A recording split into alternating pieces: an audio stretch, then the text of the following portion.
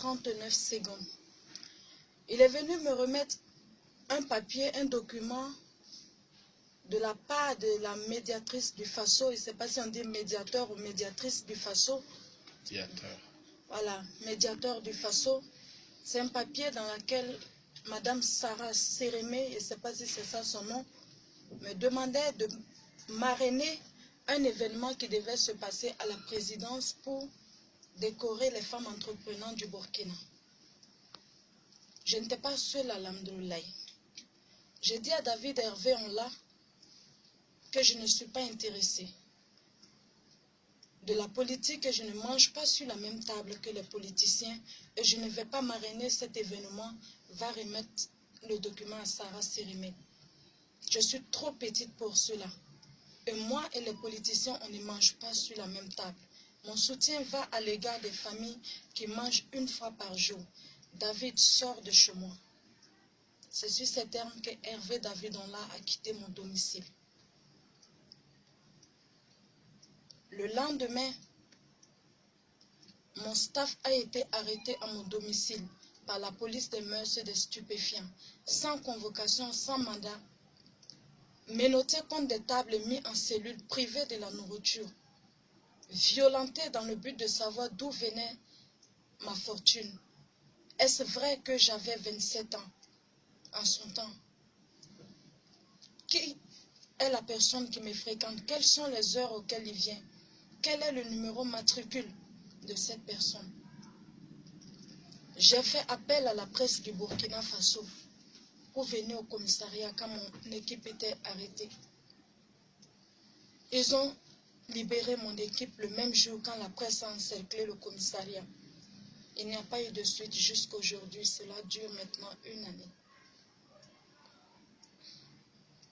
Après cela, un matin, je pars en banque pour faire des retraits.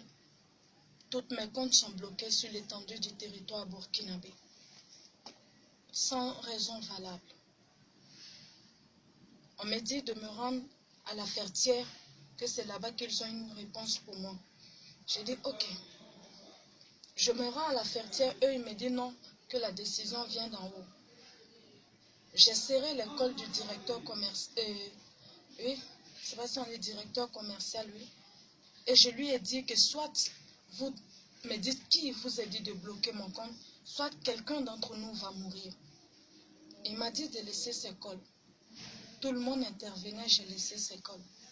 J'ai appelé toute la presse nationale. Et dans les 15 à 20 minutes qui suivaient, sous la pluie, la presse du Burkina était présente et nombreux. Ils ont eux-mêmes vu les faits. C'est sous la pluie que le directeur commercial et l'avocat de toute la Fertière du Burkina s'est rendu avec moi pour aller débloquer mon compte et vider tout mon argent et me donner en liquidité. Et je suis revenu chercher la presse à la Fertière et on est parti. Terminer l'interview hors de leurs locaux. Cela fait 9 mois que le palais de justice de Ouagadougou m'a privé de tous mes documents en tant que burkinabé. Une chose que j'en ai jamais parlé sur les médias. Ça fait 9 mois que je n'ai aucun document qui atteste que je suis burkinabé. Le tribunal de grande instance m'a privé de tous mes documents.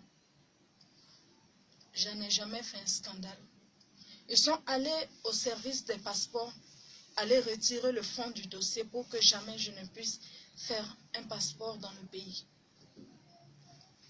Je suis allée à Jean-Pierre Guingané dans le but de faire une pièce d'identité, c'est devenu la bagarre entre les policiers.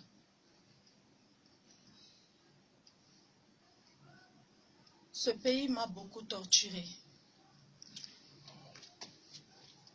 Ok, justement, vous êtes convoqué ce lundi. Est-ce que Rama est prête à aller vraiment répondre à cet appel, à cette convocation? Non seulement je suis déterminée, non seulement je suis prête, mais j'irai au-delà de la justice. Parce que j'ai fait appel au peuple burkinabé et à la jeunesse de ce pays d'être témoin de ce qui va arriver pour la 1e fois sur la terre du Burkina Faso. Avant ma vidéo, permettez-moi de vous dire que quand j'ai reçu la lettre du haut-commissaire, je suis allée au domicile du président Rochmark Christian Kaboré, avec mes 2 chauffeurs ici présents. Et j'ai dit à ceux qui sont à son domicile que je voulais voir le président. Ils m'ont dit non, je ne peux pas les voir sans donner de raison. Je leur ai dit que le président me crée des problèmes dans le pays. Cette fois-ci, il va répondre. Ces gendarmes et tous ceux qui étaient devant la porte du président m'ont dit de rentrer chez moi quand je vais me calmer, de revenir. Moi, je ne l'ai pas fait. J'ai insulté comme je pouvais le président et je suis partie. Je vais partir non seulement en justice, mais nue. Nue telle que je suis venue en ce monde, avec le Coran et les grands imams de ce pays. Parce que moi, au-delà de la parole, je vais maudire la justice burkinabé. Est-ce que c'est un bon signe d'aller au tribunal nu? Si cela va faire couler le sang de mon innocence au tribunal, si cela fera que les dieux de nos terres et nos morts et notre Dieu et le Coran lui-même maudira le palais de justice pour mon innocence, qu'il en soit ainsi. Donc vous rejetez les reproches qu'on vous fait? Je ne connais même pas la signification du blanchiment d'argent. Il faut dire même que je suis allée sur l'internet pour rechercher cela. Je ne suis pas mêlée à un blanchiment d'argent, ni de loin, ni de près. Mais si tel est le cas, je serai moi-même maudit par le Coran le lundi. Si je n'ai jamais été mêlé à un blanchiment d'argent ou la drogue sur la terre du Burkina ou même dans un autre pays, c'est-à-dire de toute mon existence sur terre, si moi, Rasmata Diallo, je n'ai jamais été mêlé de près ou de loin à la drogue ou à un blanchiment d'argent, ma nudité et le Coran, la justice burkinabé paiera pour cela. Justement, donc vous avez gagné honnêtement votre argent que vous dépensez actuellement. Gagner honnêtement, qu'est-ce que je dois entendre par honnêtement? Il est très facile de faire des enquêtes sur mon argent. Parce que ce n'est pas quelque chose que j'ai cherché dans le noir. J'ai ouvert ma première boutique à l'âge de 17 ans. Et en face de SGBS à Tampoui. Tout Tampoui peut en témoigner. J'ai ouvert ma deuxième boutique à l'âge de 17 ans à Koukouyare, en face de l'école Jeswende, tout en face. Le bailleur est encore vivant ainsi que son épouse. Ils peuvent témoigner de quelle année à quelle année j'ai loué ce magasin pour ouvrir ma boutique. J'ai ouvert ma troisième boutique à l'âge de 19 ans à Karpala, à côté de la pharmacie Karpala. J'ai des boutiques à Koudougou. J'ai des boutiques même qui ne portent pas de signe ni mon nom, qui m'appartiennent dans le pays. À l'âge de 17 ans, la justice burkinabé peut faire ses enquêtes. Le magasin est toujours là, à côté de SGPS, face à l'alimentation Zerban. Qui soutient Rama la slameuse? Qui soutient Rama la slameuse? Dans quel sens? Dans tous les sens, le plan économique. Économique, c'est-à-dire financier? Oui. Comme toutes les femmes de mon âge. J'ai un homme dans ma vie, moi. Comme toutes les femmes de mon âge. Et ce que le Burkina Faso aurait déjà oublié, c'est que la dernière fois que j'ai quitté ce pays, ça durait de 8 ans.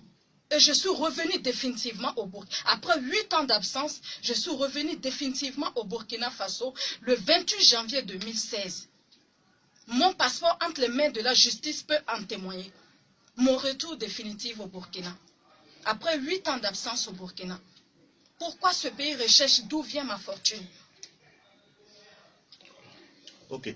Justement, vous avez un appel particulier à l'endroit de la population burkinabé, j'allais dire le peuple burkinabé, en particulier la jeunesse. Quel est ce message-là? Au fait, je veux non seulement montrer aux yeux du monde que notre justice est faux. Notre justice a dépassé les limites. Je veux amener la jeunesse burkinabé désormais à défendre son innocence au prix de sa vie et de sa dignité. Que d'aller en prison dans l'innocence. Ok, Rama Amore, il y a une convocation du tribunal.